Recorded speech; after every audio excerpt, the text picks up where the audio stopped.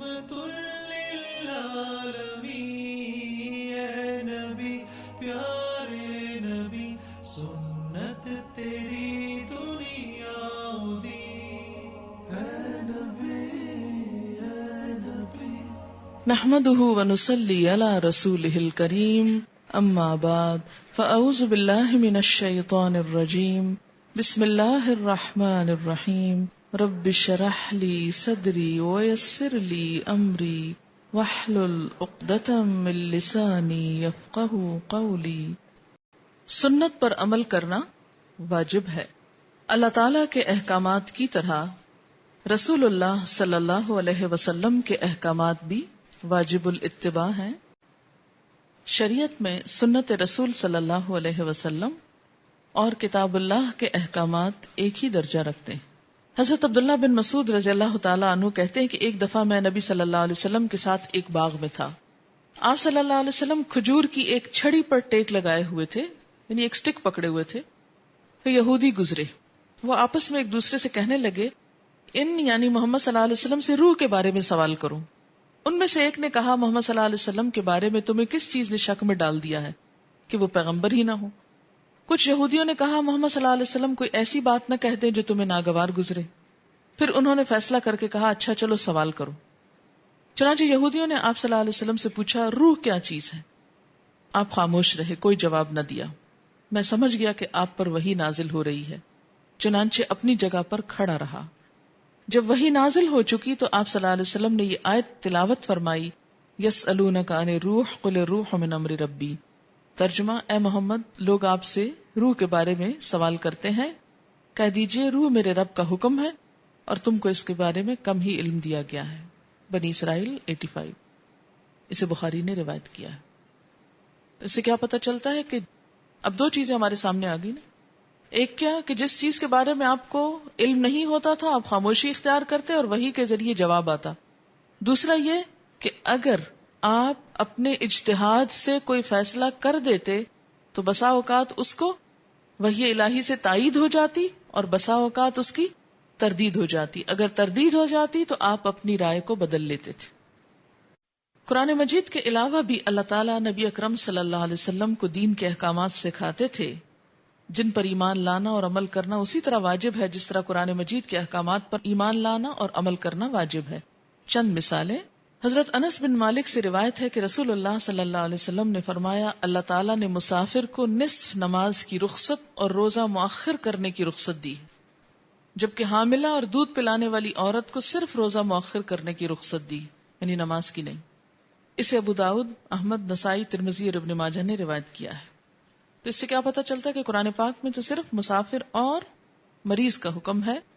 اب دودھ پلانے والی عورت کو مریض تو نہیں ہوتی نا، اور اسی طرح حامل بھی ضروری نہیں کہ مریض ہو، تو ایسی صورت میں پھر کیا ہے؟ کہاں سے پتہ چلے گا؟ اور اگر آپ نہیں حدیث مانے تو آپ پھر روزہ رکھا کیجئے۔ اچھا، بہت سے لوگ یہ شکایت کرتے ہیں نا کہ حدیث پڑھ کے دین مشکل ہو جاتا ہے۔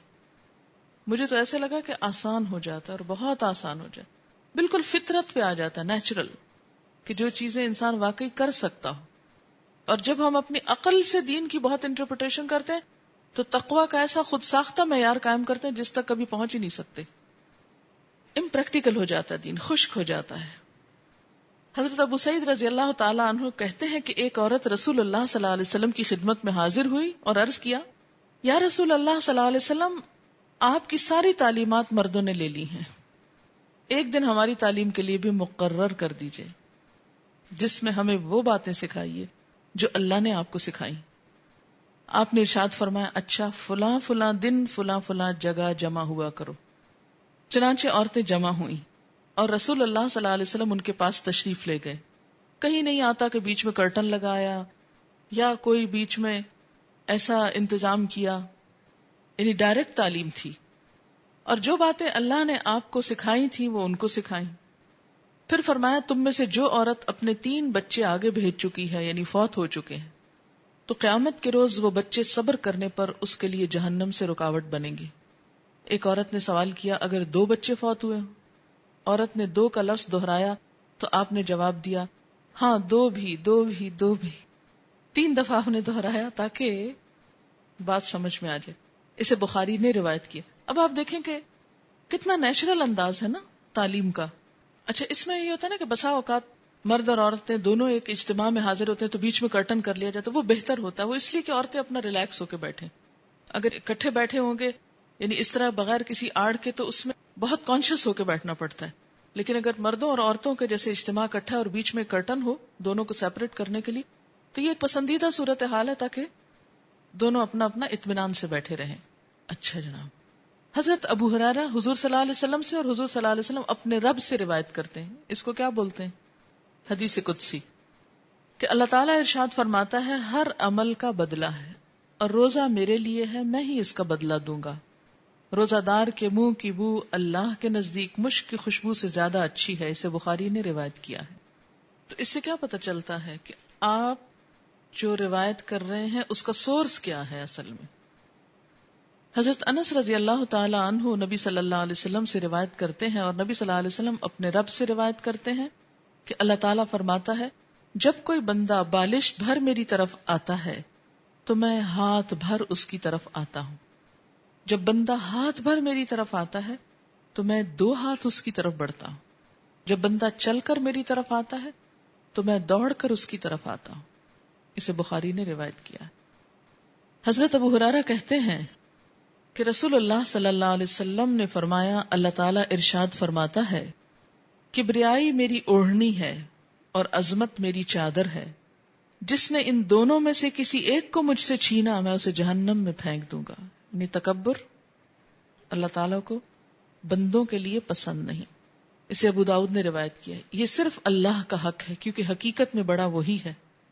حضرت ابو ہریرہ رضی اللہ تعالیٰ عنہ کہتے ہیں کہ رسول اللہ صلی اللہ علیہ وسلم نے فرمایا اللہ تعالیٰ ارشاد فرماتا ہے اے ابن آدم تو میری راہ میں خرچ کر، تجھ پر خرچ کیا جائے گا یا میں تجھ پر خرچ کروں گا.